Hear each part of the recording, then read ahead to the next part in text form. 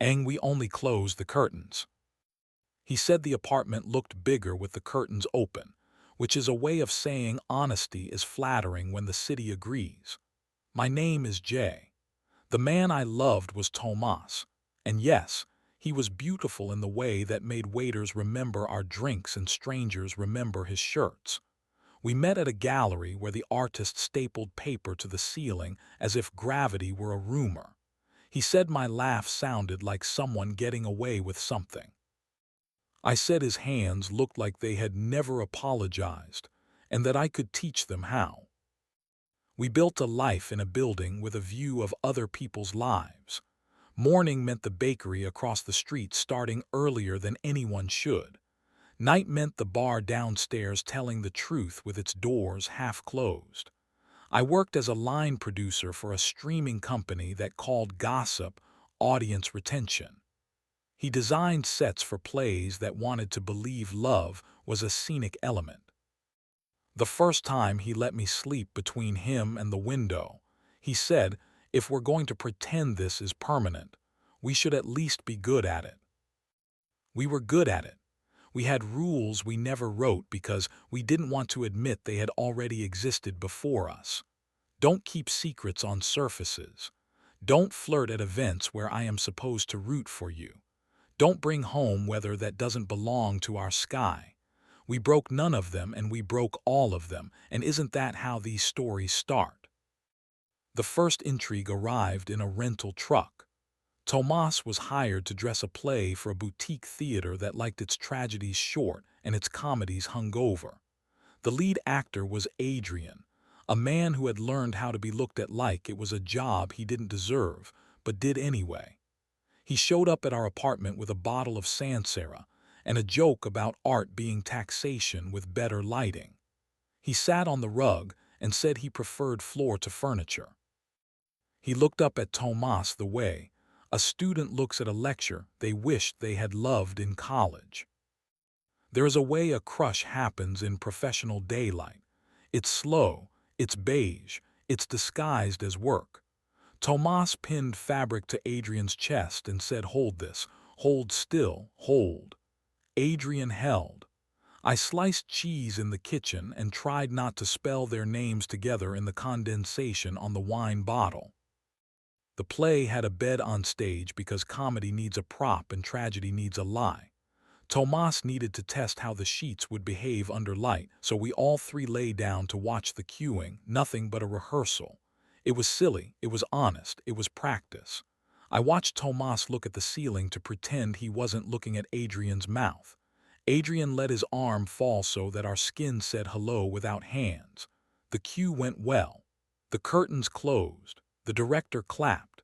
The city pretended to forgive us. Adrian posted a photo the next day. The bed, a corner of a lamp, Tomas's hands without his face. The caption said practice makes intention. The comments said brava for misgendering a set and brave for misreading a room.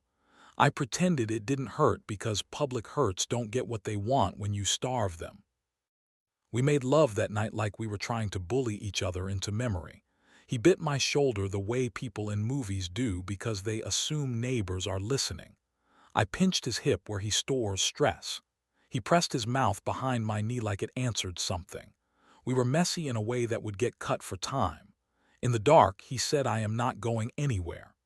In the morning, his phone lit up with a message I wasn't supposed to see. Inside of 10 minutes. A. I told myself a stands for after, as in after you have behaved yourself. It stood for Adrian. Some names think they deserve the whole alphabet. What makes betrayal bearable is prologue. Tomas and I had a past of almost we had treated like sport. We had both cheated on other people in younger years and survived the polite shame of being found out. We believed we were now better because we said the word ethics over dinner. We were not better. We were better at pretending. He went to the theater every day at noon and came back smelling like paint and water you drink because you think the bottle told the truth. I worked late because my job was to gift warp other people's lies until they looked like choices. The gap between our schedules became a room. Adrian decided it was a balcony. He sent Tomas links to songs that sound like apology with a drum machine. He sent photos of bed frames as if hardware were foreplay. Tomas answered with a restraint that made me generous. I forgave texts that would have ruined other men, because I loved the one who was typing them. I didn't tell him I met Adrian alone. It happened at the bar downstairs because I believed in removing excuses. He was thin where it makes shirts impractical. He smiled without regret, so I wanted to be the one to teach him how it works. He said he liked my voice. It sounded like I give permission. He said he felt guilty. Guilt felt like late checkout to him, luxurious, temporary.